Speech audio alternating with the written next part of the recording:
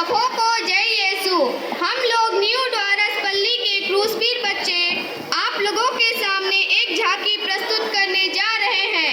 यह पुराने विधान के उत्पत्ति ग्रंथ से लिया गया है। स्टेज में प्रस्तुत है सभी प्रकार के जीव जंतुओं को बनाने के बाद अंत में ईश्वर ने अपने पंचभूत से आदि मानव की रचना की और ईश्वर ने आदि मानव के निर्जीव शरीर में अपने नथनों द्वारा श्वास फूंक दी और मानव जीवित हो गया और ईश्वर ने उसका नाम आदम रखा।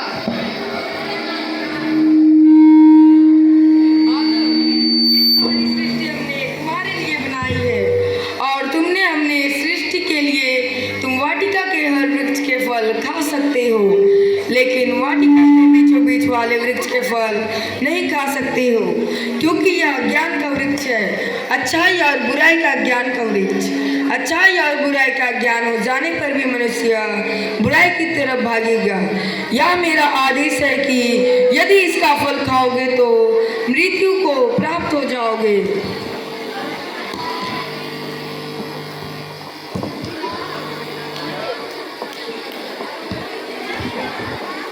और परमेश्वर ने देखा कि सबके जोड़े थे, पशु पक्षी जलचर थलचर, मगर आदि मानव का कोई जोड़ा नहीं था।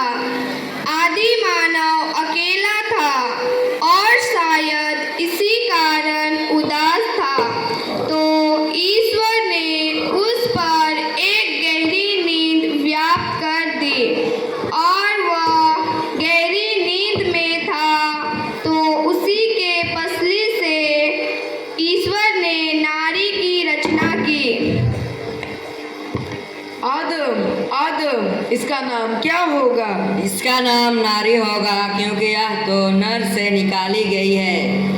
इस प्रकार आदम और हेवा आदम वाटिका में बहुत ही खुशहाल जीवन यापन कर रहे थे, लेकिन इनका खुशहाल जीवन को देखकर शैतान को ईर्ष्या होने लगी।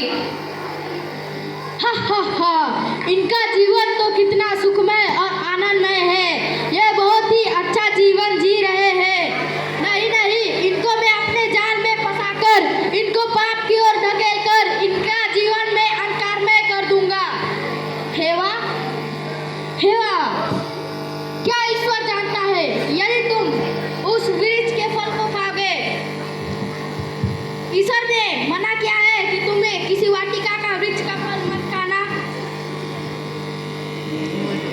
हम वाटिका के सभी वृक्षों के फलों को खा सकते हैं, परंतु वाटिका के बीचों बीच वाले वृक्ष के फलों को खाने से मना किया है।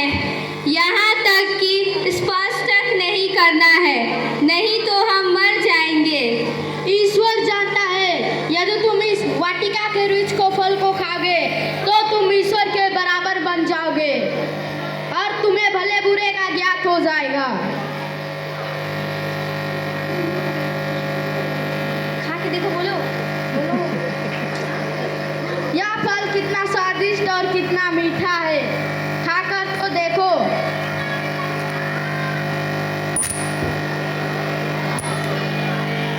सचमुच में यह फल तो बहुत सुंदर और स्वादिष्ट है।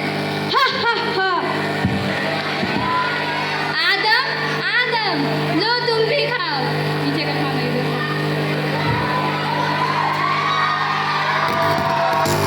भले बुरे और ज्ञान के वृक्ष का फल खाने के बाद आदम और हेवा दोनों की आंखें खुल जाती है और वे दोनों अपने आप को छिपाने के लिए झाड़ियों के बीच छिप जाते हैं।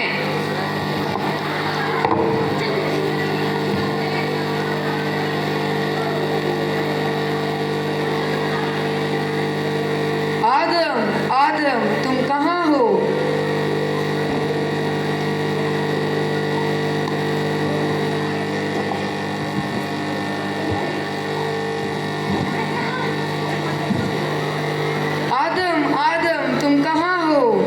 बगीचे में तेरी आवाज़ सुनकर डर गया क्योंकि मैं नंगा हूँ और मैं छुप गया।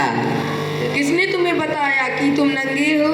क्या तुमने उस वृक्ष का फल खाया जिसको खाने से मैंने तुम्हें मना किया था? मेरे साथ रहने के लिए जिस स्त्री को तूने दिया उसी ने मुझे फल दिया और मैंने खाया। हेवा, तुमने क्या किया? सांप ने मुझे बहका दिया और मैंने खा लिया। चूंकि तूने यह किया तू सब जानवरों में श्रापित होगा। तू पेट के बल चलेगा और जीवन भर मिट्टी खाएगा। मैं तेरी और स्त्री के बीच तेरे वंश और उसके वंश में शत्रुता उत्पन्न करूंगा। वह तेरा सिर कुचल देगा और तू उसकी एड़ी काटेगा। हेवा, श्राप है मेरा कि तुम हमेशा प्रसव पीड़ा उठाओगी। आदम, तुम जीवन भर कठोर परिश्रम करते हुए उससे अपनी जीविका चलाओगे। जिंदगी तुम पर बोझ बना दी है मैंने, लेकिन मेरा आशीष भी है। फलो फूलो संगति बनाओ और मैं साथ रहूँगा तुम्हारे हर अच्छे कर्म में और सजा दूंगा हर बुरे कर्म में। आदम, इस वाटिका से बाहर जाओ, निकलो यहाँ से। दूत तलवार पकड़कर आता है और दोनों को आदम वाटिका से बाहर निकाल देता है। मनुष्य ईश्वर के आज्ञा को तोड़ने के बाद भी ईश्वर का प्यार मनुष्य पर बना रहा। मैं बचाने हारा को भेजूंगा।